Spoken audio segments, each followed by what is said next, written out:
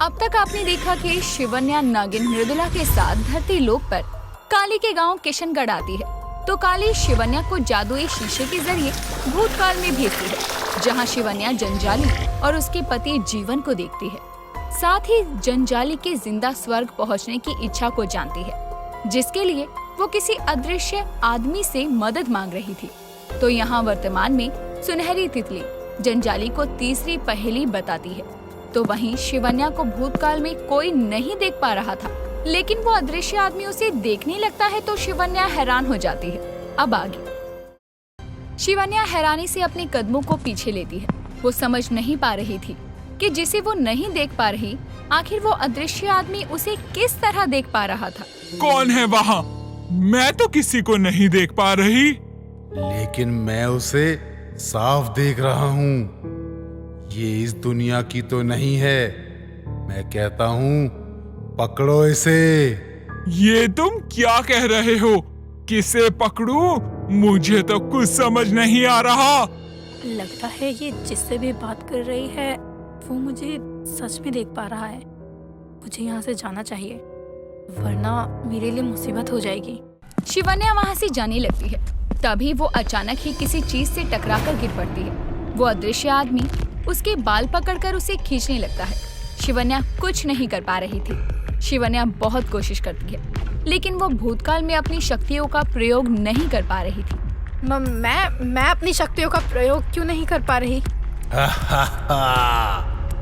तो तेरे पास शक्तियाँ भी हैं, लेकिन यहाँ तेरी कोई भी शक्ति किसी भी काम की नहीं है।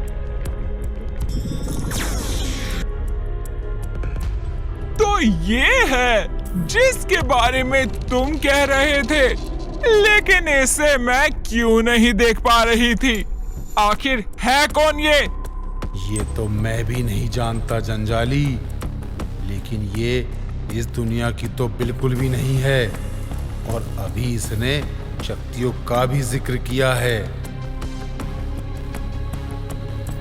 ये मेरी तरफ क्यों बढ़ रही है? अगर ये शक्तिशाली होती तो इस पिंजरे में कैद नहीं होती।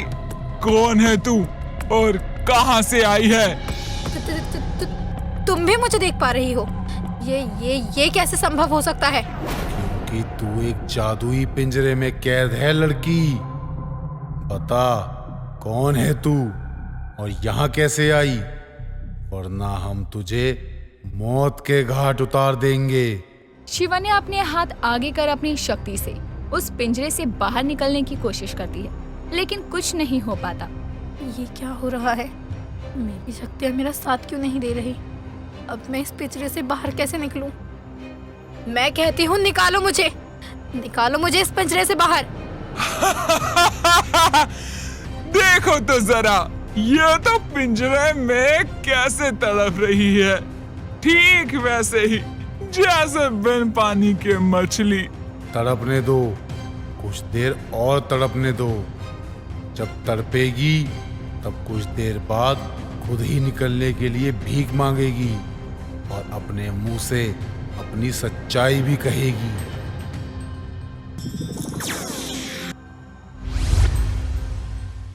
जंजाली तीसरी पहेली के अनुसार जादुई फूल की खोज में बिलाखी को पहाड़ों पर जाने को कहती है।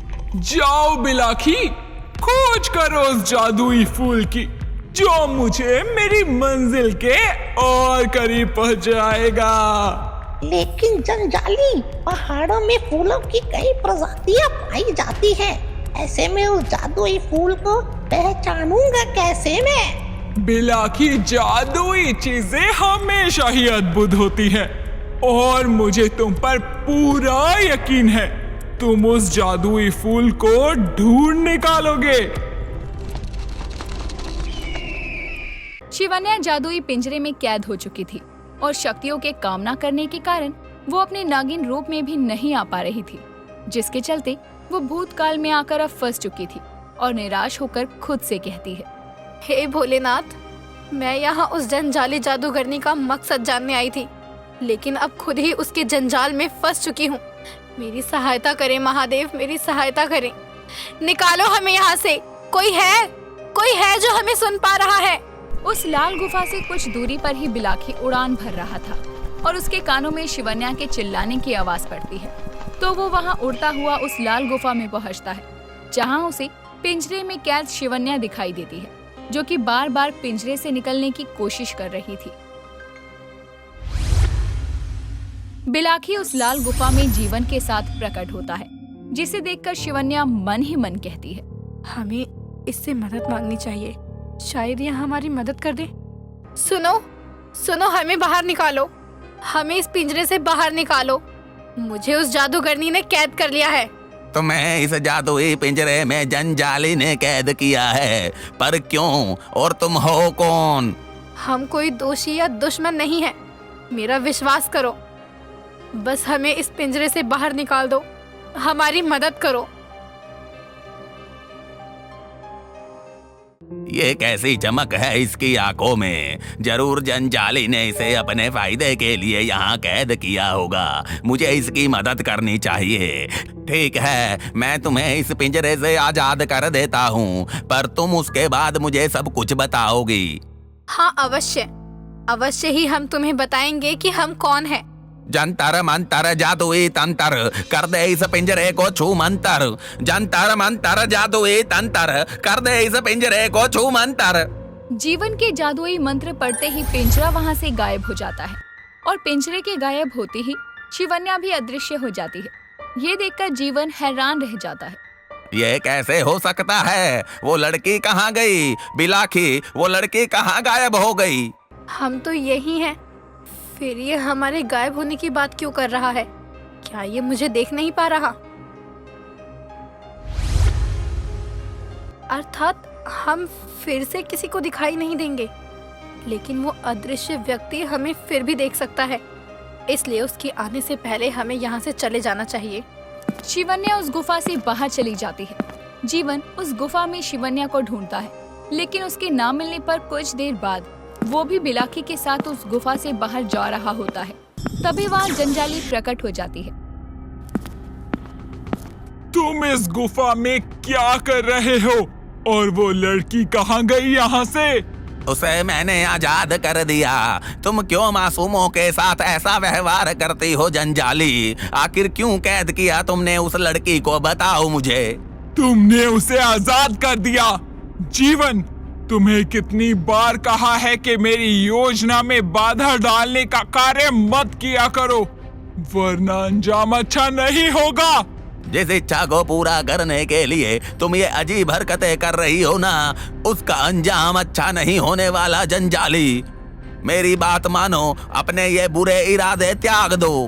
अपना ये प्रवचन अपने ही पास रखो तुम, और खबरदार, जो मेरे और मेरे मकसद के बीच आने की कोशिश की तो।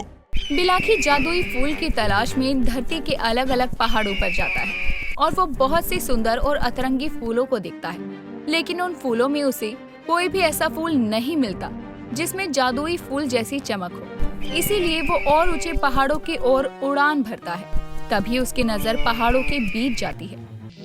जिस जादुई फूल के बारे में सुनहरी तितली ने पहेली में कहा था, वो यही है। बिलाखी उड़ते हुए उस फूल के पास जाता है। उससे पहले वहाँ मधुमक्खियों का झुंड आ जाता है और उस फूल का रस चूसना शुरू कर देता है। इस फूल का रस तो कभी भी खत्म नहीं होता, है ना बीनी? यही तो इस फूल की अद्भुत खासियत है चीनी, क्योंकि ये फूल जादुई है। लेकिन हमें एक बात समझ नहीं आ रही बीनी, आखिर रानी मधुमक्खी ने इस जादुई फूल की खोज कैसे की? ये तो बस रानी मधुमक्खी को पता है। मेरे ख्याल से इस फूल के रस से वो किसी विशेष शहद का निर्माण करने की सोच रही है। बाकी मधुमक्खियों के साथ चीनी बीनी भी उस फूल का रस लेते हुए, बातें करते हुए उस फूल का रस ले रही थी। तभी जोरों की हवा चलने लगती है, जिससे फूल पर बैठी सारी मधुमक्खियाँ डगमगाने लगती हैं। ये अचानक से आंधी कैसे आने लगी बीनी? पता नहीं चीनी, लेकिन लगता है हम सभी को वापस अपने छत्ते पर लौटना चाहिए। तुम कीड़े मकोड़े इस जादुई फूल पर क्या कर रहे हो? मैं कहता हूँ हटो हटो यहाँ से। अपने सामने विशाल चील को देखकर सभी मधुमक्खियाँ हैरान हो जाती हैं और चीनी बीनी अपने इंसानी रूप में आती है। अरे तो तुम कोई साधारण कीड़ी नहीं, बल्कि मधुमक्खियाँ हो। कौन हो पक्षी तुम? और इस तरह से क्यों भयभीत कर रहे हो हम सभी को? क्योंकि तुम सब इस जादुई फूल पर अपना डेरा जमा कर बैठी हो। मैं कहता हूँ हटो हटो यहाँ से। हम सभी इस फूल का रस इकट्ठा करने आई हैं, लेकिन तुम क्या चाहते हो पक्षी? अरे मैं इस फूल को लेने आया हूँ। शांति से इस फूल से हटो और मैं अपने पंखों से ऐसी आंधी लाऊंगा कि तुम सभी लापता हो जाओगी। ये कोई खूंखार पक्षी जान पड़ता है। हमें यहाँ से चले जाना चाहिए। ये क्या कह रही हो बिनी? ये यहाँ से जादुई फूल को ले जाने की बात कर रहा है। और ऐसा हुआ तो रानी मधुमती जो खास शहद बनाना चाहती है, तो उसका क्या होगा? अरे तुम दोनों आपस में क्या बातें करने लगी? क्या मेरी बातें तुम्हें समझ नहीं आती? बिल्कुल नहीं, हम ये पुष्प तुम्हें नहीं ले जाने दे सकते। तुम यहाँ से लौट जाओ। ये जादुई फूल मुझे किसी भी हाल में चाहिए। अगर तुम ऐसे नहीं मानोगी तो देखो मैं क्या करता हूँ। बिलाकी धीरे धीरे उन मधुमक्खियों के करीब बढ़ने लगता है। ये तो हमारी तरफ ही बढ़ रहा है बिनी। इससे पहले ये इस जादुई फूल को नुकसान पहुंचाए, हम सभी को मिलकर इस पे हमला करना चाहिए। लेकिन ये बहुत बड़ा जीव है बिनी। तो क्या हुआ, हमारा डंक इससे भी शक्तिशाली है। चीनी बिनी अपनी मधुमक्खी रोकने आती है और फिर अपने पूरे झुंड के साथ मिलकर बिलाकी पर हमला कर देते हैं और उसके शरीर पर चिपककर सभी मधुमक्खियां उसे डंक मारती हैं। ये मधुमक्खियाँ, ये तो बहुत ही शक्तिशाली है, लेकिन ये कैसे हो सकता है?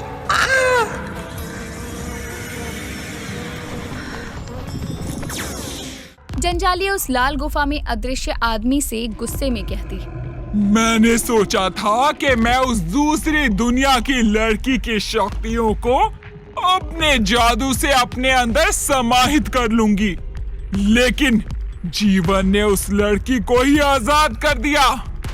क्या तुम पता कर सकते हो कि वो लड़की कहाँ जा सकती है? नहीं, ये मेरे बस में नहीं है जंजाली। और अगर किसी तरह तुम्हारा पति तुम्हारे रास्ते में बाधा बन रहा है तो तुम अपनी जिंदा स्वर्ग जाने की इच्छा को कभी भी पूरा नहीं कर पाओगी। नहीं, खबरदार जो तुमने ऐसा दोबारा कहा तो। मुझ पर गुस्सा करने से कुछ नहीं होगा।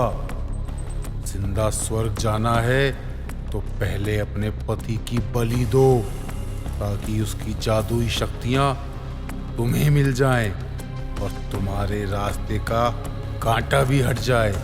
दुष्ट, अपनी ये बकवास बंद कर।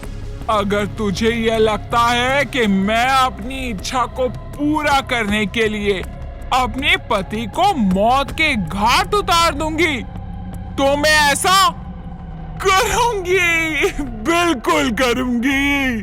जादूगरनी जंजाली क्या ले लेगी अपने ही पति की जान, या फिर शिवन्या रोक पाएगी उस भूतकाल में हो चुके हादसे को? जानने के लिए देखिए अगला भाग।